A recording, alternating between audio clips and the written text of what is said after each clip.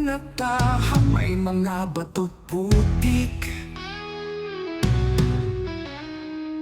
na minsan ay dahilan ng pagbagsak at paghupok ng puso't damdamin sa pagsubok na hindi makaiwas. Ngunit sa pagbagsak na iyon, may araw na natatamasa. Pagbangon mula sa pagkakadapa, di hadlang ang pabagsak kung puso'y may pag-asa. Aangat muli ang ulo, hahayot maglalakad. Bagong lakas, bagong sigla, sa buhay na'y mauumapaw.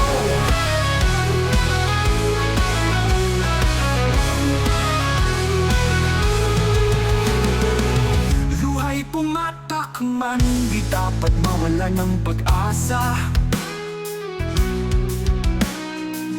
Sa bawat pagsubok, may lakas na naghihintay sa atin.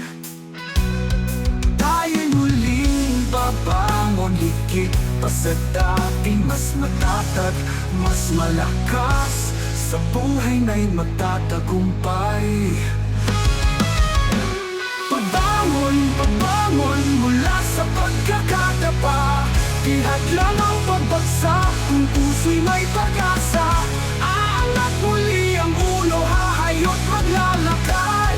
Bagong lakas, bagong sigla, sa buhay na'y mauumapaw.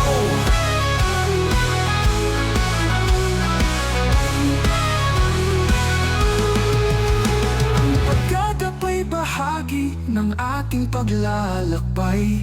Aral ito't pagsubok upang tayo'y lumakas. Kaya't huwag matakot sa mga pagsubok na darating, sapagkat sa pagbangon, tunay nga ligaya'y makakamtan.